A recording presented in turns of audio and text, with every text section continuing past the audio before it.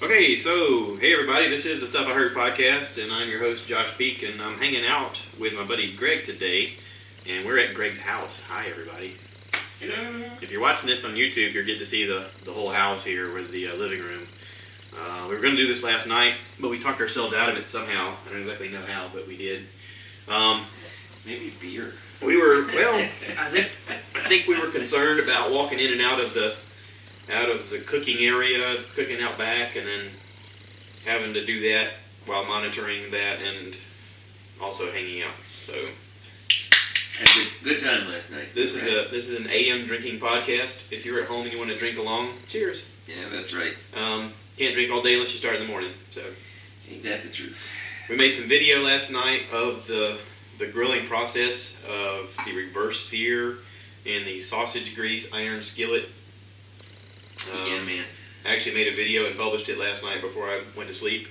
So, you know, if you want to see that process, it's pretty cool. It's fun having the competition and also the comparison ability to go, all right, that's cool. I kind of want to challenge you and like see if I can do something similar, just to see how fun it is. And you know, it's sort of like I don't know. I guess my dad would say, you know, if he had a hot rod, he'd be like, oh, that's really cool. I want to go home and build one too. You know what I mean? Oh yeah, yeah. Or if you eat something somebody cooked, you go, oh, that's really great. I want to see if I can do something a little better or different, or you know, Sure. come up with my own concoction or whatever. Well, you always got to weigh. You know, that process we did last night, even though it makes really delicious steaks, is pretty time consuming, right? So you got to weigh the time. I'm not a cook who ever has cared about how long something takes to make. And I kind of enjoy the process, but you know, you certainly can get the same, or you know, similar stuff with less time if you do different things, and so that's good to know. Yeah. If you ever need to do it in less time. Well, you know, I told Dolores at a certain point that I really wanted to learn how to do something really well. I wanted to learn to cook something that, you know, whenever you got together with family or friends, they're always like, hey, I really want you to cook this whatever. Right. And, you know, I thought, if I could just learn to do, like, one thing really well, Yeah. then I'll feel satisfied. You know, we would go home to visit her folks, and she had an aunt that was known for her macaroni and cheese, and it was like, you know, oh, if we're getting together, she's doing the macaroni and cheese. I want her. And then another, you know, one of her siblings' wives does pecan pie from scratch, and it's like, oh, you know, she should do the pecan pie. We're gonna definitely have her do that, you know, because it's always their one thing that you hope they bring to the table, and it's like, it's sort of the good to great hedgehog method of learn to do one thing really well, Sure. and do that thing really well. But in the process of learning to do one thing really well, you also learn how to do other things. And, you know, I guess in the process of me watching you with the grill, I was like, oh, I'm doing a lot of things with the grill I have, but to get to this next level, I really need to go ahead and just purchase a grill that's a pellet grill and go down that path. And, you know, we talked a lot about companies and styles and, you know, what would be better to have. And you know, you obviously have a Traeger, and I went with Gorilla Grills, both very similar. You know, I've had people at work ask me, and family members ask me, you know, oh, if you were to buy one again, what would you get? And I went, I'm happy with what I have, but honestly, I don't think it matters. I think that the only difference is, from what I can tell, is like your preference of if you want a smokestack or if you want the little slotted back on it. You know, some of them have those little slotted holes that you slide. And I was like, you know, for whatever reason, I thought I really want a smokestack, because my thought process is if the barrel is smoking and the smoke immediately leaves out of the back, then it's not circulating any. But if you force that smoke to barrel around and find its way to the smokestack, then maybe you're getting more of that circulation of that smoke flavor in the meat. And I think there's some legitimacy to that, but honestly, this is just bro science. I'm kind of, this is the Stuff I Heard podcast. I'm just making this crap up. So if I'm wrong, I'm sure someone will write me and be like, you're an idiot. That's not how it works at all. And you're probably right, but I'm just... No, I really think you're right, and it's pretty interesting, the different brands and the different things they have. Like, there's a Pit Boss that I saw at, I think it was Home Depot. And so, you know, one of the things, the way they work is they have the fire pot, and then there's usually a pretty heavy metal plate over the fire pot that keeps that middle from just being searingly hot and then forces the heat out and makes more of a convection, right? So I saw a Pit Boss that actually had that panel you could slide it back so that the direct part over the fire pot so that you could see your foods and stuff, or you could close it back and then make it do the convection. My neighbor has one that's called Camp Chef. I mean, a bunch of people are making them. And the thing I like about his is that you have to keep the fire pot clean from all the ash or it won't light, right? Well, his has a little thing on the bottom of the fire pot you can slide, and then it dumps all the ash out, which I think would be really helpful. Yeah. And so, there's just a bunch of different ones. They don't work the same way. I mean, his makes good food, and everyone I've ever seen makes good food, and there's so many companies making them, and the prices are, really coming down. Yeah. Well, and that's the good thing about competition is it does keep it for the consumer the price where you want to, you start thinking more about maybe I can afford this because it used to be $1,000 and now I can get it for $500 and whatever. Yeah, that's it. Some of the ones at Walmart are like $329. Like that Pit Boss at Home Depot was like $430 maybe, and it was it even had a bigger cook space than mine does. It's kind of interesting. Now the newer, like premium ones are getting kind of out of control too. Like the new Traegers, man, they cost like $1,700. Like not all of them, but they have like these models that have Wi-Fi thermometers built into them. And whereas the ones that we normally see are barrel shaped, theirs has a top that rises more and actually 3 cook racks in there and triples your cook space. And I mean, there's in Augusta they have a minor league baseball team there, and with the company I work for, we deliver food to places, and I was, as a key drop, delivering this place, and I walked around the corner from where we deliver just to kind of see what was around the side of the wall, and they had 3 of these giant industrial triggers that, I mean, they're as big as this couch. Mm-hmm. I mean, they're huge, and I was like, good God, I couldn't imagine what those cost, but actually they're not triggers, those were Rectex, which they're there in Augusta, which would make sense that they get the local brand, but I remember them looking at them and thinking, it's almost the size of a vehicle, each one of these. And they had 3 of them out there. I was like, I can't imagine what you guys are cooking out here on this thing. And 180 pork butts and stuff. Just can you imagine that they probably have to get wood pellets on the pallet? Just sitting the pallet, I mean, golly. I'm buying them right now through Amazon. Yeah. I'm getting them sent two bags at a time, the 20-pound bags. I'm like, just send me 2 at a time. Of course, my wife, she'll every once in a while, she'll see a box on the porch and she just thinks it's, Christmas gifts or whatever, and she's like, oh look, it's the thing I want. She'll go to grab it, she's like, geez, what's in this, She's like, I almost hurt my back pulling that thing up, and I was like, sorry, I ordered pellets. She goes, I left it there, you can go get it. I know my mailman's like, I hate this guy.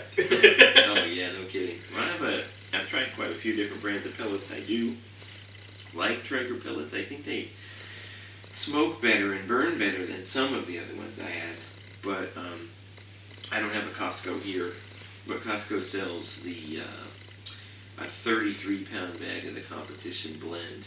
It's like a tri-blend of Traeger pellets for the same price that a 20-pound bag usually costs. Really? So Costco is, Costco's in Augusta. I made my poor mother-in-law mule them down here for me, but she's nice enough to do that. But those are my favorite pellets. I think they're great, and it's a much better price than I think, And you can sometimes just look at the pellets and tell that they're, and I like the fact that you keep yours in a Tupperware thing. That makes it a lot easier to transport and pour into the thing. The hopper on mine can hold an entire 20-pound bag. Really? Yeah. Nice. So, I wait till it gets low, and then I can just dump a whole bag in there. Mm. What I've learned, though, from owning one over the last year is moisture can sometimes get into the little holes, the little cracks here and there, and the dust from your pellets will cake on between the auger and the hopper. Yeah. I had a time where I was like, the grill's not working at all. Why isn't it working? And I had to go and problem solve it, and just taking the thing apart, I finally got to where the mouth of that hopper is supposed to feed into the auger, and it was completely caked over, just completely clogged. And I was like, well, crap.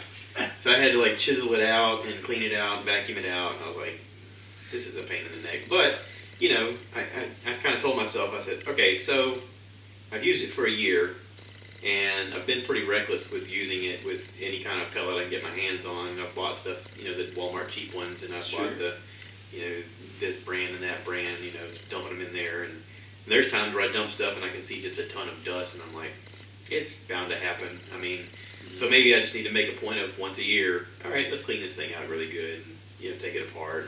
And I'm sure the average person using them is, you're going to see like a bunch of people post on Facebook and whatnot, this thing's a piece of crap, this ain't working, how do I fix this? And I thought, well, I need to make a video to show people how to fix this. So I made a YouTube video on it as I was going through the process, but also, most people aren't going to do the work. Mm-hmm.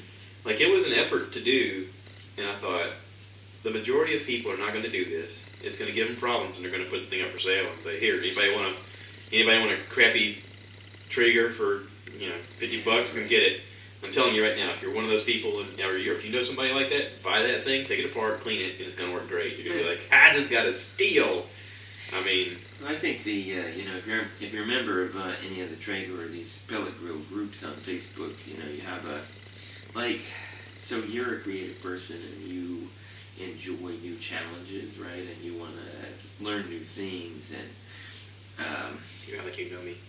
Yeah, I met you once, right? But I think it's interesting just because a pellet grill is a sort of a commitment in some ways, and when you first get it, it doesn't cook like other grills, and you have to learn how to cook on it. Right. Now, I love how versatile it is, and once you learn how to cook on it, if you're a creative and adventurous person, you certainly can do so many different things and try new things. But the people who get them and like within, you know, 2 weeks they're putting them, they're like, I'm returning it, I hate it, and you're like, you know, because what they do is they're on this group, or they join this group, and they say, well, I want to grill because they see all this good food people are making, and they don't understand the time they went behind learning how to do that. Right. And so, because not everybody likes it that much and wants to put in that time, they think that... Yeah, and it helps to watch some videos of people cooking Sure. to kind of get an idea of what you want to do. Before you make the purchase, you know, it is important to kind of do some research and go, okay, if I'm going to cook this, like I found at my house, most meals take about an hour from me turning it on to cooking to, okay, it's at temperature, we're going to cook it, you know, because almost everything I cook at like 350. Because usually our daily routine is, you know, I'm home from work, I'm getting a shower, I'll turn the grill on before I get in the shower, that way it can heat up. Mm-hmm. I've already got whatever meat I want to cook seasoned from the day before, and it's sat in the fridge marinating, or, you know, just with the seasoning on it, tenderizing it, if you will. But I'll come out of the shower, you know, and look at the time, and I'm trying to time it to when my wife gets out of the gym, which is usually around 7-ish, 7:30-ish, something like that. So depending upon her time frame and my time frame, I'll either turn the temperature down from there, or I'll just let it sit at 350, and if I'm running late or whatever, she can just come home and take a shower, and then by then it'll be done. So you almost every time I cook is around 350, but it's not the standard. Like there's times where if it's like a Saturday, I'm like, I want to slow smoke this, so I'll crank it down to like 220 and just let it slow smoke, and you know, Dolores will bug the crap out of me. When is this going to be done? And I'm like, there's no rush today. Like there's no, if you want to snack on something, go snack on some chips or something. Right. Like this is, I want to take some time with this. And she's like, all right. Well, there's so much variability with them, because like you say, your average cooks take you about an hour. Mine always take me longer than that. And I probably cook at low temperatures than you do on a routine basis. But that's how I like to do it. Yeah. And the thing is I make good food and you make good food at the end of the day. Like all the complaints about them and the temperature fluctuations, just all the things people complain about. At the end of the day, you're making really good food, right? And that's all my temperature, like I've heard people say the biggest sin is opening the door. Okay, and that's true, because immediately when you open the door, it lets the heat out. Sure. One of the reasons I bought the grill I bought was when I was looking at the comparisons on YouTube. The Grilla grills are made in Michigan, where their biggest concern is snow and ice and that kind of stuff. Right, yeah. So where the pot is on the bottom, they have a double wall insulation of steel. That way, it just helps radiate the heat inside and doesn't, you know, gives it a buffer between the outside temperature and the inside temperature. Sure. To me, I thought, okay, it doesn't get that cold here, but just that alone tells me that it's going to use less pellets because there's less chance of the outside elements having any effect on what's on the inside. And I found that to be true. It really, mine doesn't fluctuate much at all. It's pretty steady all the time. And the biggest improvements have been in the Bluetooth and the Wi-Fi temperature gauges, so that you can monitor it without opening the lid at all. Sure. You know, you were showing me on your what is the name? Fireboard? The Fireboard, yeah, with the ability to look at 6 different temperatures of different things. Mm-hmm. You know, just the fact that you could do that is amazing, but also that you could look at it on your phone and at any time know what's going on your grill without you having to open and close the door. I mean, because let's face it, the magic happens whenever you just leave it alone.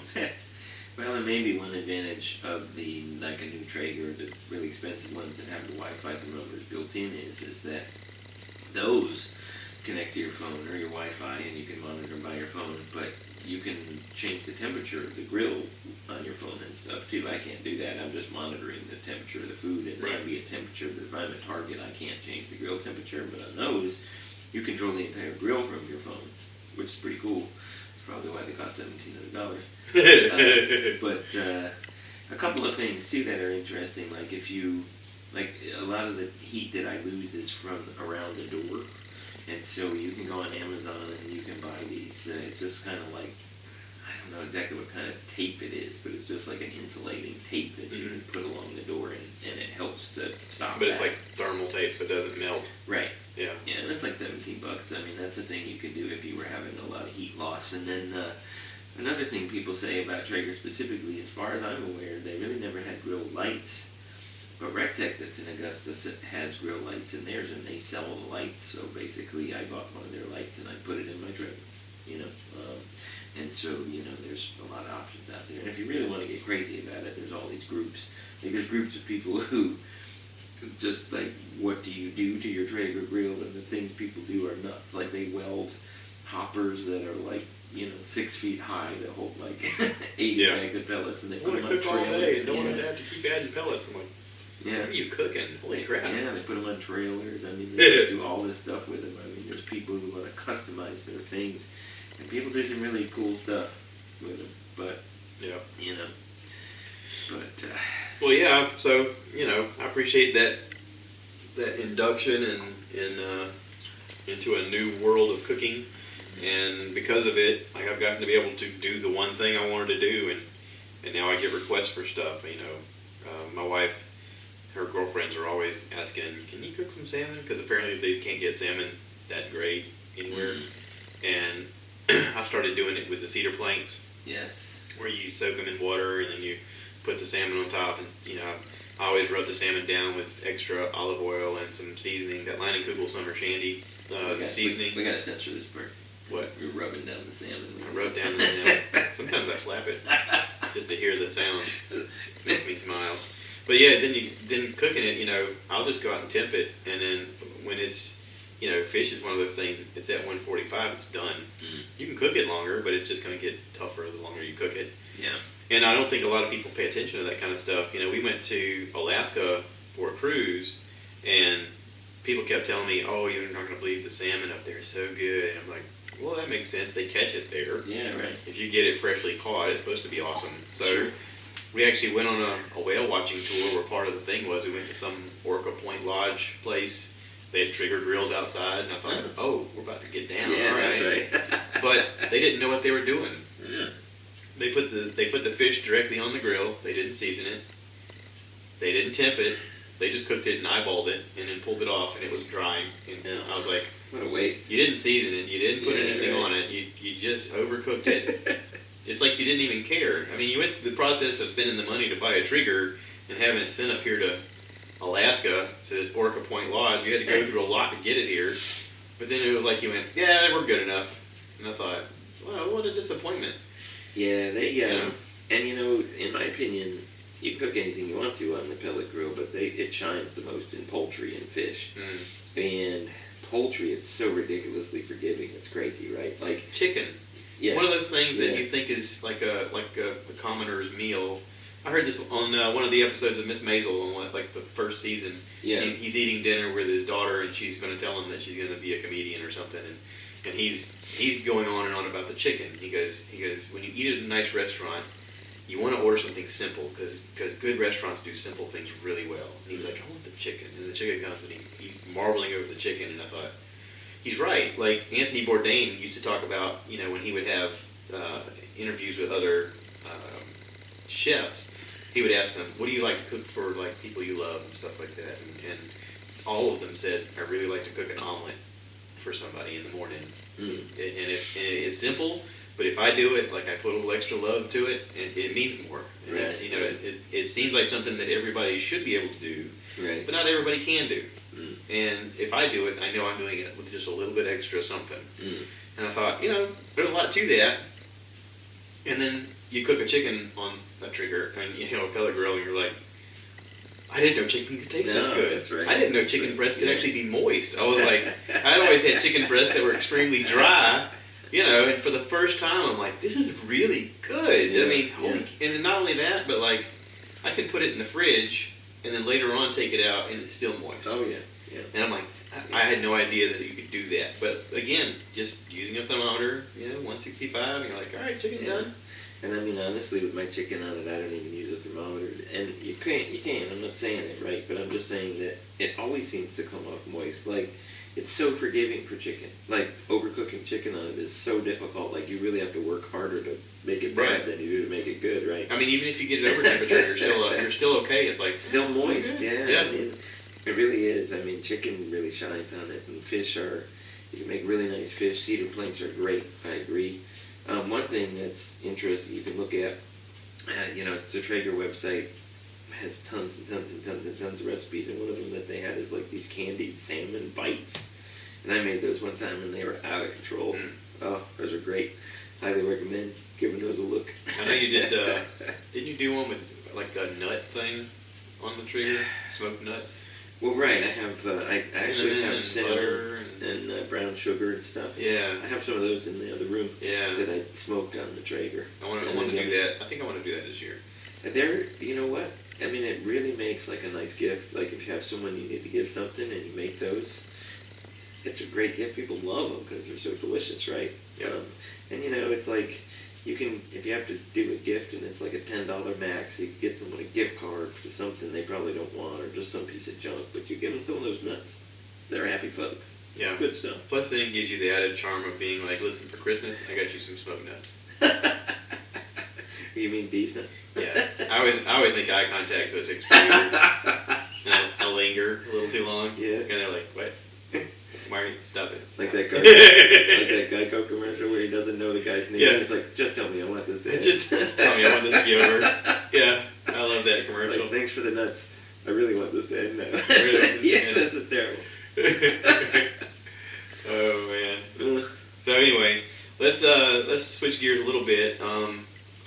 Today happens to be Saturday, and I'm here for a reason. I'm here because you are performing tonight at Harvest Moon here in Albany. Yep.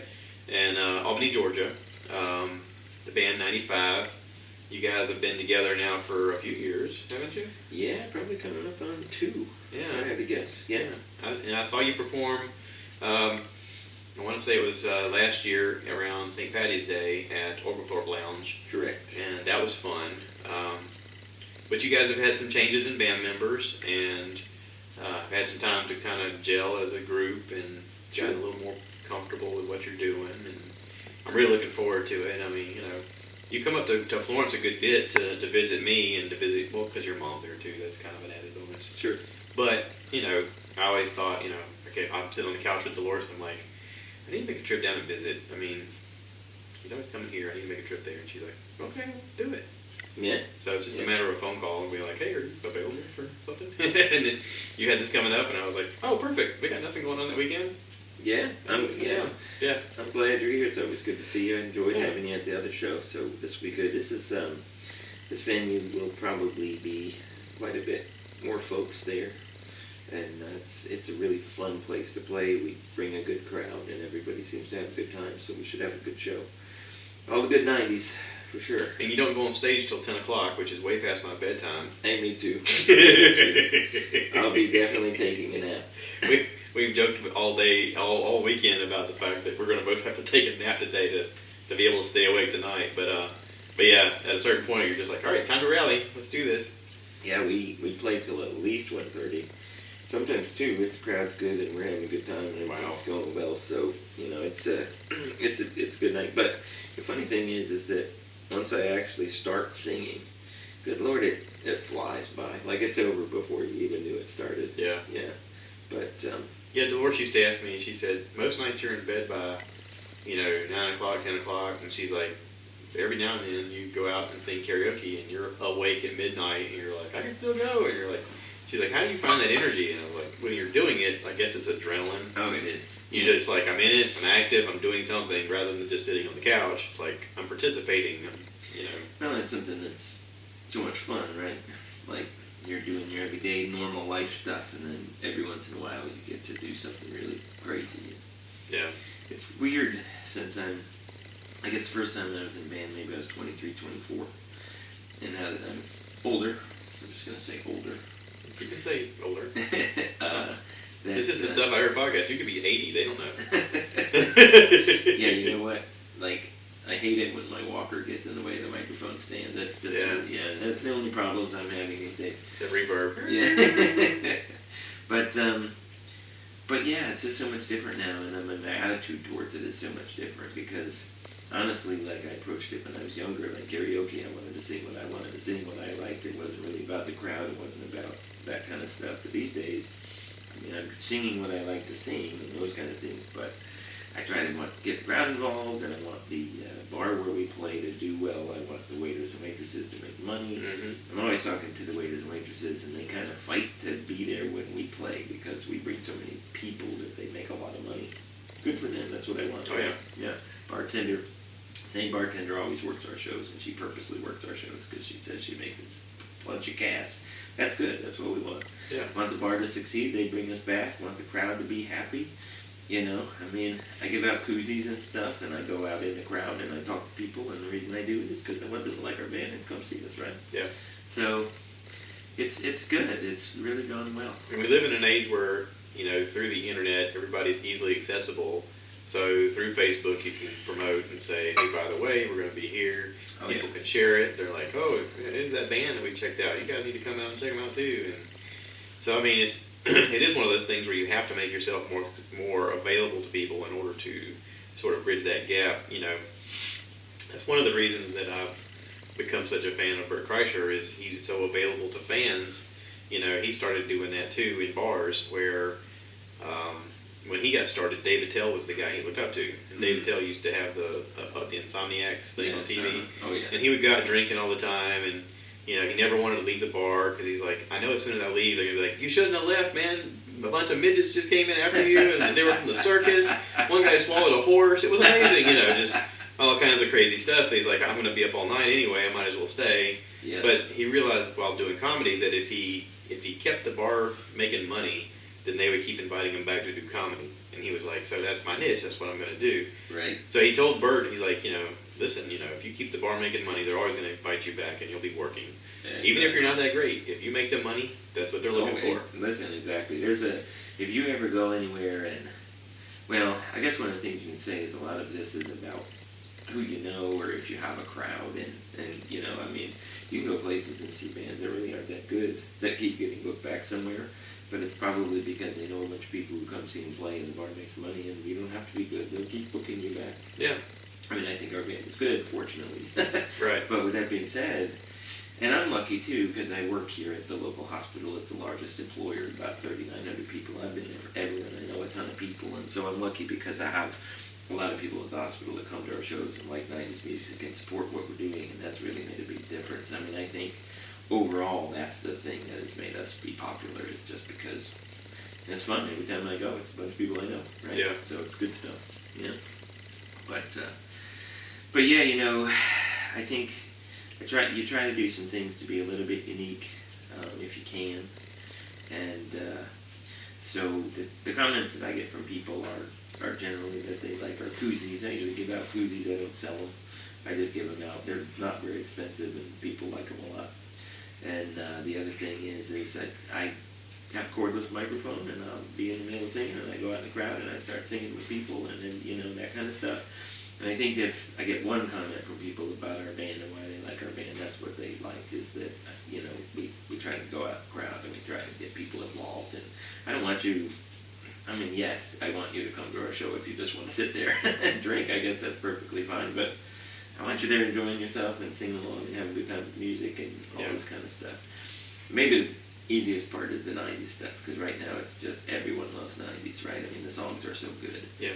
And at least in this town, I guess if you lived in Atlanta, there's probably 15 bands playing 90s, but we're the only ones really that are strictly doing just the good 90s stuff. Mm-hmm. And so that's also working out. So it's just, we're in the right spot. We got the right people. It's hard to find people who can stay in a band for 2 years. We've changed some members out.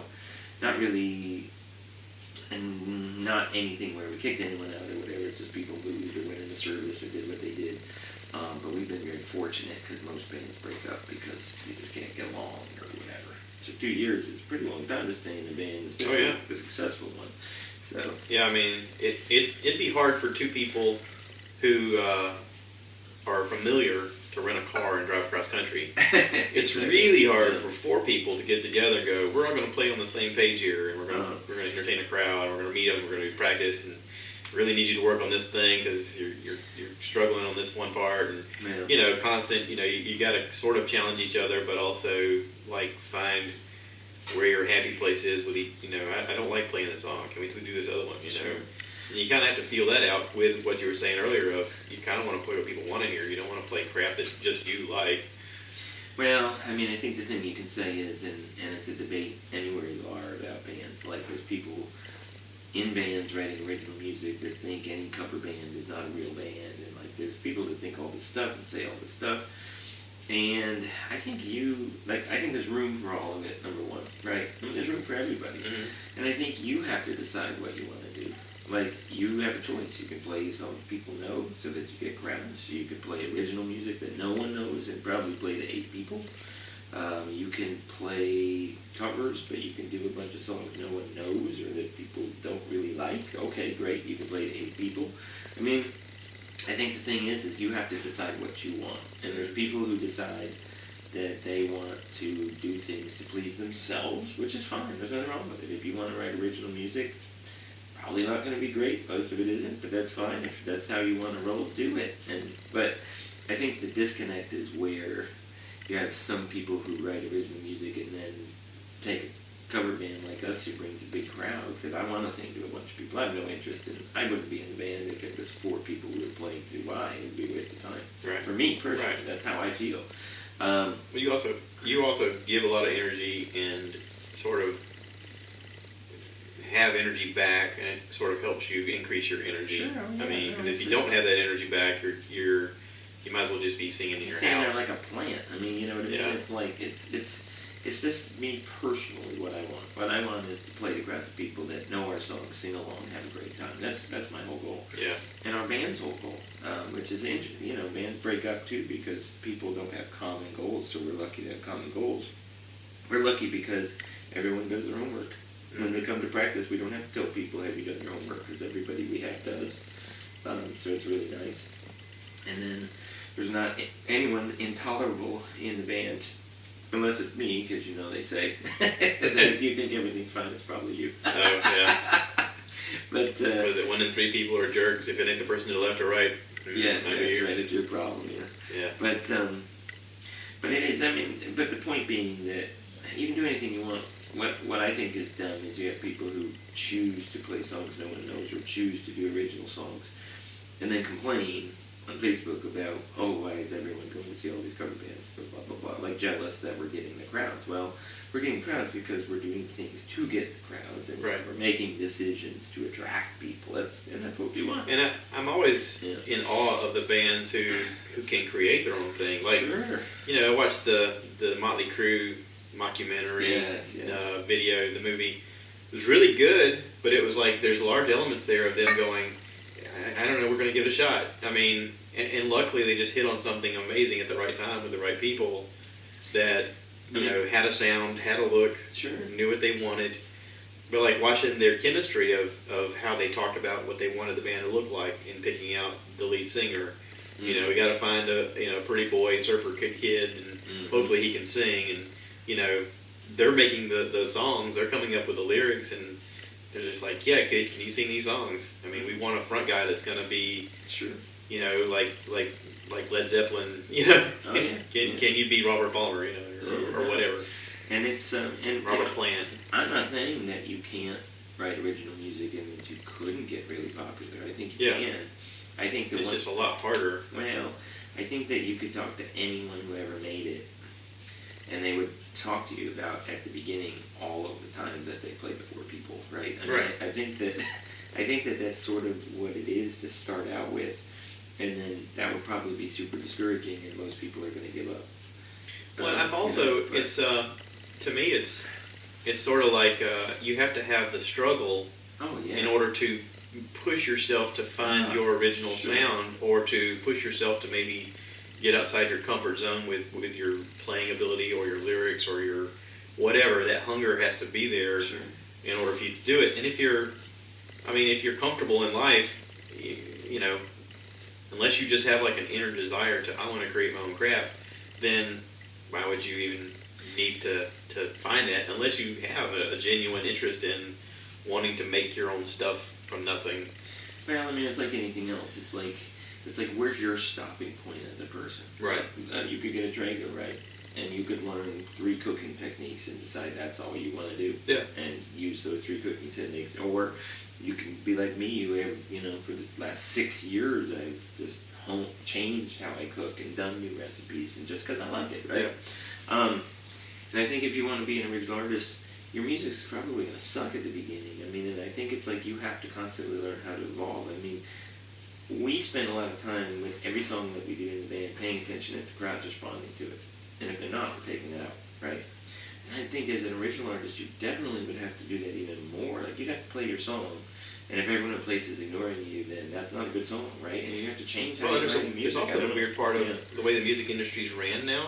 Oh, yeah. There's not a lot of money in being an independent artist unless you go completely independent and don't sign with a label. You may have more airtime on the radio, but you're not going to make as much money as if you just do it on your own independently. Well, so historically, then the money in that is made from touring, right? Yeah. Record labels are getting all the money. Well, now there's these contracts that are all-in contracts where they get everything. Everything. Yeah. So you get very little of anything. You know, there's a big thing right now with Taylor Swift, where apparently somebody owns all of her original music from the beginning. Oh, that's right. And she can't get it, and she can't play it. And she's like, I want to get my catalog back. And you would think that as big a success as she is, she could just go buy her songs back from whoever supposedly owns it. But it's like, you know, why doesn't she have access to that? Well, because she signed a contract. She wanted to be the big star. Yeah, I mean, and the contract says it doesn't belong to her anymore, even though she created it from nothing. Sure. You know. Well, it's kind of the thing where they're, you know, it's like they're saying, you know, we control who gets to do this, and you know, if you want the shot at it, then we own everything. You know, I mean, it's crazy. It's look what Prince did, and I mean, his was the same stuff. Like he went, you know, changed his name and went to that sign and did all that stuff, and the reason he did it was because he didn't own any of the stuff, and so you know, it's you know, the Beatles. The Beatles always blew my mind in the fact that they didn't own their originals. They didn't own their masters. And at a certain point, they were for sale, and Michael Jackson bought them. And it was like, right. What? Yeah, exactly. You know, I don't think it was until he died that they were able to buy him back. Paul McCartney bought him back at some point. You know, like all this time, like all the music they created, they didn't have access to or rights to, and it was like, God, that's crazy. But you know, like when we were younger, Edwin McCain was one of those examples of somebody who was an independent artist who you know, played everywhere. Everybody knew who he was in the Charleston, Columbia area. And at a certain point, he decided that he wanted to kind of sell out for a good album or two. Yeah. I mean, he talks about that on different, you know, radio shows and podcasts and stuff. And he made a decision to kind of follow the corporate ladder of what they wanted him to do, just for, you know, 2 albums or whatever, so that he could, I guess, have that success or have that notoriety. But he's like, I'm only going to do this for this amount of time, and then I'm out. So he did the I'll Be and, you know, all those songs that became super popular. But they didn't want to put him in videos because he's just an old country boy farmer guy who's really comfortable in overalls. And they wanted him to be MTV stylized. So a lot of his videos he's not even in, because they were like, we don't want to show your face. Well, you know, one thing, like being in the Albany area, an example is Philip Phillips. You know, he won American Idol, right? You don't see him anywhere anymore. The whole reason you don't see him anywhere anymore is because he wasn't willing to. He wanted to do his music. They didn't want him to do his music, so he's like, "Fine, I'm not going to play music." But unfortunately, he's contractually obligated to them, and any music he creates, they control it. Right. So his options are do it the way they want it, or don't do it at all. He's not doing it at all. Mm-hmm. That's sad, but that's what it is, right? Yeah. Now, in comparison, also from this area, from Lee County, is Luke Bryan. Well, Luke Bryan, he totally, completely went on board with whatever you want to do. The record company. Dress me up. Yeah. Give me lyrics to sing. Well, I will tell you that he does write a lot of his own music, and actually there's a nurse practitioner I worked at the hospital. She moved recently, but her brother is his guitar player and co-writes a bunch of his songs. So they do get to do a lot of their own songs, but still, as far as image and touring and where he is and what he's doing and all of that stuff, he bought in totally, and the rewards of that are the rewards he gets, right? But you got someone like Phil Phillips who's just like, nope, I'm not doing it. Right. So, okay, but you can't make music. That's pretty bad. I saw him perform in Savannah.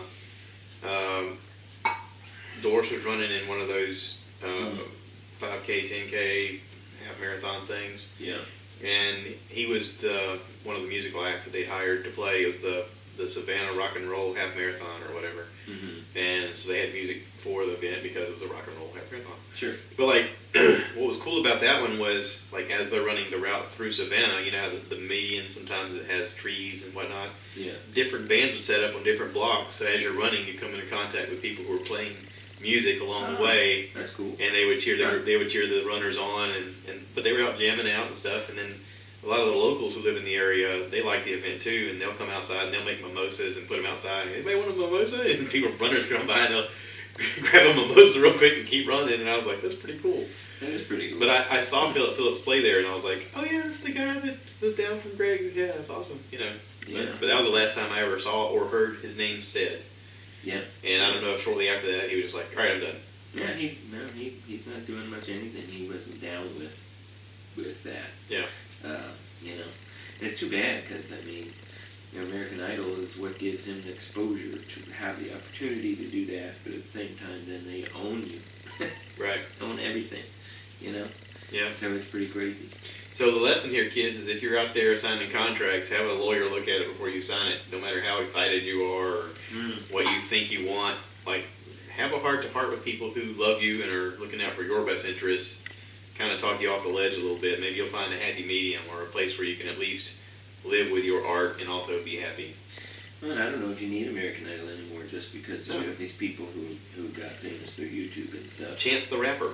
Yeah. Made all of his own music, sang his music, made his own videos, and is winning awards now, and sure. Record companies are lining up wanting to sign him, and he's like, no, I think I'm okay. I'm going to make my own label. Kobe Calais came from that. Yeah. That guy that sang that crazy, with that Old Town Road song or whatever, right? Mm-hmm. He bought the music for that off the internet for like $30. Yeah. There you go. So you might not even need to do that anymore. Yeah. So if you're good enough. When I was in the military, during I want to say it was probably 95. I was in between 95 and 96. There was a rap artist, Master P, coming up, and he was making his own music and literally driving around with CDs in his trunk, selling CDs after a show. Yeah. And he made an empire of like a music industry. He's like a mogul now because he had the hustle of I'm going to do it myself, and I'm going to push myself, I'm going to promote myself, I'm going to go out every night, and I'm going to sell everything I can sell. And he didn't want to take anybody's money along the way because he knew that he would be just beholden to whatever it is they wanted to do with him. And he's like, no, I want to build my own empire. And he did. Yeah, and he brought us Juvenile, which is important. Yeah. Because Juvenile cracks me up. It's hilarious. And the Cash Money motto. Yeah. To drink till you throw up. Yeah. So, it's funny. It's funny. Yeah. My mind went a different place I'm not going to talk about. But yeah, so let's talk a little bit about the fact that we just watched Mandalorian, the 4th episode. That was 5. Is it 5? Yeah, the 5th episode. Just watched 5. Okay, and how we both like the idea of the Mandalorian, but we're both a little bored in the fact that it's slow. Yeah, this one was maybe a little bit better, but I do think that it's incredibly slow, and I like it, and I'm gonna watch it, right? But I can't believe how slow it is. Yeah. It's amazing to me how slow they made it. I do like the fact that it's content that we were, I think as fans, were hoping to see. Sure. With a bounty hunter type storyline. Yeah, sure. I think that they haven't gone into that enough. I like the ship that he has. I like the interaction with the Baby Yoda character, whatever that character's name is supposed to be. We have no idea. Yeah, right. What's weird is everybody keeps saying it's supposed to be like a 50-year-old but an infant. Yeah. And like it doesn't talk. And I'm like, if you're 50, at some point shouldn't you have picked up a language by now? I mean, the tertiary characters that we come into contact with on the screen, a lot of times I'm questioning, why are they even on the screen? Why is this an interaction we have to have? You know, but like, it does serve the storyline, like especially with this episode, because he has to go off and do something, and this lady is in the scene, and she kind of watches after the little kid while he's gone. So I mean, that's okay. I can see why it's there, but I jokingly said that she kind of looks like the Strangers with Candy girl that we watched when we were younger. Well, this episode I thought was a little bit better. A little more kept your attention more. I mean, I just think in most of the episodes there's these huge lags of, you're like, why is this here? I mean, my opinion is that without Baby Yoda, I'm not sure I would, like, I think it's why it's gotten so popular, because the show's just not that great. That I think. Well, and there's obviously money in every episode. There is a fight scene where they're using lasers and you know, so there's special effects going into it. There are stunt people involved. During this episode, we see them riding speeders through the desert, which is kind of like looks like a motorcycle, a hovering motorcycle, which is really cool. There's elements where they jumped over a dune, and I was like, ooh, I want one. I like the things from the Empire Strikes Back, the one with the Ewoks, right? Yeah, just like those. Speeders, yeah, but these are, the front end is more elongated, like a motorcycle chopper. Yeah. The way it kind of angles down, and I was like, that's kind of neat. They took a little styling there and just kind of made it their own. Elon Musk to make those. I want one of those. I bet Elon Musk probably is making one now. He's probably riding around on one in his own indoor moon. Yeah, I mean that's those things are pretty awesome. Yeah. But well, speaking of Elon Musk. The truck has come out. We've seen what it looks like. Obviously, it's not in production just yet. I think the order right now is for 2 years. Like, you have to put in now if you want it. And, like, within the first week, they had 200,000 orders put in. That's a lot of orders. Crazy. 200,000? Right. So when it first unveiled, I had the same reaction that a lot of people had. I thought, number one, I think it's ugly. But number two, it's really cool. Like, it's the future. We've seen one up close. We've seen what the Teslas look like up close, and it's hard to deny the fact that what you're seeing there is obviously what they're going to show you for the show, but when they come up with the final product, it's going to look a little cooler because they'll have more refined stuff with the interior, obviously, and the glass that's supposed to be, you know, bulletproof will be better than holding up to that steel ball we got through and gets it broken. But, like, I read about the steel that's used for the outside skeleton. It's supposed to be a bulletproof metal, and because it's so thick, the gauge on it is so thick, they couldn't bend it because it kept breaking the machines that they were going to try to bend it with to make it look like more like a car, like modern vehicles look now. And they were like, if we just use straight lines, it alleviates the problems, and it sort of looks futuristic, which, you know, I think when I brought it up to you, you were like, yeah, it looks like something out of Blade Runner. And I was like, yeah, absolutely. Yeah, I mean, I think so. If here we are in 2020, right around the corner, and why not have something that looks so futuristic? I mean, for a long time here, car manufacturers have just sort of held back on making that leap of, let's just make the crazy prototype and actually make it. Because a lot of times they'll do these prototypes that you see in magazines of, you know, here's a concept vehicle for so-and-so. And then when it finally comes out, it looks like every other car. It's just an egg-shaped thing. Yeah, but I mean, so just for that, though, I mean, I think a lot of that has to do, I mean, they're trying to sell the cars, right? And so I think they probably do a bunch of focus groups, and the majority of people just tend to like what they know. And so you probably have all these focus groups just picking out the designs over and over again that are really similar. Like, it's probably just because of Tesla. Like, Tesla probably has the ability to step out there more than other car companies, because the people that would be interested in a Tesla are probably the same people who would be like, oh, and I'm cool with something futuristic, right?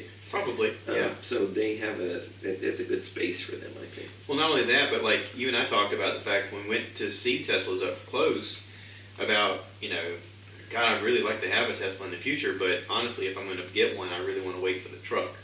Because I'm a truck guy. I use a truck. I need a truck. I don't need one right now. My truck is perfectly fine. But in the future, if I were to buy one, I would tend more to go towards the truck than I would the car. I like sitting up higher. I like the utility of the back. I do use the back, unlike my brother who has a cover on his. Shout out to Alex. Hey, buddy. I'm teasing him.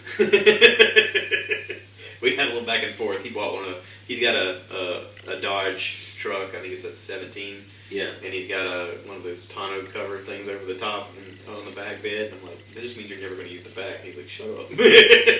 You're not using yours. Your face is funny. It's one of those kind of deals. So I teased him a little bit about it, but, I do want that ability because I am doing a lot of stuff, with different projects, and I need the back. But again, like, it's one of those things where you go, okay, how much does an average person need the back of their vehicle as a truck? Like, I watched the thing on Top Gear, the guys that do it over in Britain. They have that new show on Amazon, the Grand Tour, the three British guys. Yeah. They're hilarious, but they did an episode where they were talking about how Ford sells more F-150s than any other vehicle in the world. They literally sell like several thousand per minute. It's crazy. And he said, so we decided to test out some of those vehicles here in England. And he goes, the crazy part about England is not a lot of trucks. A lot of people drive cars because, everything's tighter. There's tighter spaces, tighter parking. Right. And he's like, we don't really need trucks for anything. And so they went on a routine. They all purchased different trucks and kind of drove them around the city on like a regular routine thing of, they tried to think of what would I use a truck for. And like one of the things they did was they were putting some goods in the back of their truck for something, and then a thief came along while they were shooting production and they stole the stuff, and he goes, well, there's why we don't have it. It's like, what is it with Americans? They just leave this stuff alone in the back? Like, it's like, no, that's mine now. He goes, yeah, it is. Yeah, that's exactly what happens because we carry guns. And he goes, oh, well, there you go. So you get a crew cab and you just lock the stuff in the back, right? Or a cover, like Alex. Yeah. I love you, buddy. I'm just picking. Anyway. But yeah, if I were going to buy one, like, I really like the Model 3 because we talked about the simplicity of it and the way it was just so seamless with everything. It's like, there's no clutter. Right. It's just like, God, this is, even though it's shaped like a normal car, when you get into it, you're like, oh, this is different. It's empty. This is so different. Like, in front of you, there's no dash, there's no anything, there's a vent and a shelf that you could put your phone up there or whatever. Big old screen. Yeah. And then this giant screen in the middle, and you're like, well, this is everything, huh? Okay. And it is. I think the thing is we get in them and they just feel really empty. Cause most cars really have you kind of, they're smishing in all kinds of stuff. Yeah. And then that thing, man, it's just clean. Well, they don't need all the cluttered things for instruments, like a speedometer, for example. Your normal speedometer has a cable and a housing mechanism that holds it, and it has to stay at a certain tautness and go along a pathway to get to your wheel so that as your wheel turns, it picks it up. This one just goes by GPS, and it's digital. Yeah. And it's like everything is connected through this iPad, this giant iPad-looking thing. And it's like everything is so seamless. And they keep doing updates to where your charging is faster and more efficient, and you're also making it so that the vehicles themselves get updates so that they last longer between charges. So like some weird way through their ability to do software updates, they can make the cars more efficient as time goes on. And that's crazy. I mean, because most car companies are not going to do that. Like if they have the ability to make things better, they're going to go, nah, we'll just make it on the new one and you buy the new one. Right. These guys are constantly updating their whole infrastructure, going, we're going to keep making these better. Like, Sure. We want you to not only be happy with this one, but want to buy another one if we ever decide to change. But I mean, even if you were to decide to change, what are you upgrading to? Like, are you looking for more amenities? Are you looking for a nicer looking exterior design? Because, like, all the ones I've seen made in the last, 5 years or so really look futuristic, really have all of the capabilities that they all have. They're all Bluetooth everything. They all have cameras everywhere. They all, Well, and I wonder too You know. about. I don't know their corporate stance on waste, right? Right. But I mean, Apple is the worst company in the world for waste. I mean, they just keep upgrading this stuff, and you buy new, and like when they decided to change the lightning cables, the matter of fact that they have their own cable at all that's not just a USB like everything else uses. The number of cables that went into landfills when they went to lightning cables was ridiculous, right? I mean, and I know it's about just making people buy more stuff and making more money. Well, they would say that it's terrible. about changing the platform of how efficient it is. Well, sure. That theirs is more efficient than they're the gonna other. say something about it, Yeah. right? But at the same time, if you had a company like Tesla who says, hey, when we make these software upgrades, we're putting them to all our old cars too. Yeah. Right? 'Cause it's And somebody asked him increasing longevity. if they had a plan for the old cars, Yeah. and he said that they're going to start having them as like robo-taxis. Mm. Because they're automated, they can self-drive. Right. He's like, we're gonna outfit them so that you can just sit at your house and be like, I need a ride to so and so. You just tap a button and a car shows up. That's your ride. Sure. Hop in it, and it takes you to where you need to go. Well, I mean, how many years is it until auto ownership is just not going to exist? It might be foolish at a certain point, Well, right. or for the Yeah. extravagant, Oh, certainly. NBA Yeah, players, the really and rich people, rappers. But if you look at what the cost is of owning a car, paying taxes on it, putting gas in it, maintaining it, and they make it where they got these robocars and where it's just not more expensive. They're going to make it efficient enough that you're going to want to really debate: do I buy a car and go through all this crap? Pay car insurance, right? Right. That's one of the perks Yeah. about people talk about living in New York City is the cost of living is so expensive, but then they go, yeah, but I also don't have a car. I don't have a payment. I don't have gas. I don't have insurance to pay for that car. I don't have to, there's no upkeep. There's none of that. I literally go down and get in the subway, or I walk, and it's like, oh, well, yeah, that does seem more efficient. No, I mean, it's. I don't think it'll be too many years. I mean, I don't know if it'll be my lifetime, but I mean, I just think that. Well, and it won't be everywhere. Like, obviously, the bigger cities, it'll be more available. First. If you live out in the country somewhere, it'll be foolish for you to go that route because they're not going to be there. That's I true. mean, Yeah. But bigger cities, I see them adopting pretty early. Places like Atlanta, like we were talking about. Yeah. Sure. Charlotte, obviously. No, all big cities. I mean, I think it'll just get to where you said where it'll just be more economical to just call a car. Yeah. And I mean, like Uber, even now with Uber, you can go in there and you can say, I want a car at this specific time, and someone will be there to pick you up. I mean, it's just so it should be pretty interesting. I'm just waiting for the fast food wars, like in Demolition Man, Taco Bell one. that's where the future's headed. It's all about the fourth Self-driving cars, and only one fast food restaurant, and then Wesley Snipes everywhere. I don't know if you remember when they went through the lawsuit about their quality of meat. They were like, now using 100% meat. I was going to say, yeah, they weren't even allowed to call it meat. Yeah, they legally had to change what they put in it to call it meat. And I remember Jacob was at the dinner table one night when we were talking about it, and he goes, yeah, but they're spelling it M-E-A-T, or M-E-E-T. And Yeah, I was like, right. Yeah, that's I right. was like, that's funny as hell. That is right. He goes, it's all about the subtle differences. You gotta. That's true. He's like, we now have beef. He goes, but they're spelling it wrong. It's like you're arguing. It's not the meat. B-E-I-F. Yeah. You may not notice it right off the bat, but it's okay. That's right. Yeah. 100% ground beef. Beef! As Snoop calls it. Yeah, that's right. That's right. All right. Well, you feel good? I'm doing good. You got anything to talk about? You want to promote? Well, we did pretty good. You promoted the band. That was nice. I appreciate that. That's We good. got about an hour in. That's good. I like it. If you're ever for some reason in Albany, which I can't imagine why you would be in Albany, you should come party with us. Check out the Facebook page. Yeah. 95. It's It's a different spelling, right? Well, it's 95 Band Albany is the Facebook page. But you got to spell out 90. You do have to spell out the word 90 and the number 5. Yeah. Okay. Yeah, Albany Band. I Yeah. think I did that the wrong way on Instagram when I tried to promote it. I think I put in 90 and I spelled 5. That was wrong. Yeah, it's My bad. I mean, you like the 90s, and then our goal is for everybody to have a good time. We always have a good time. My goal is for you to have a Instagram page or some other promotional page where you can constantly update information so they can find it easily. Yeah, I'll get there. I'll get there. I have a guru here, a social media guru, and I have not used the services appropriately. I need to do that. Yeah. But yeah, I appreciate you having me back on the podcast. Yeah. And maybe we'll do another one. Who knows? We can do It's whatever. always tomorrow. Yeah, we can do whatever. Yeah. All right, cool. Thanks for hanging out. And you want to say cue the cow? Cue the cow. Cue the cow!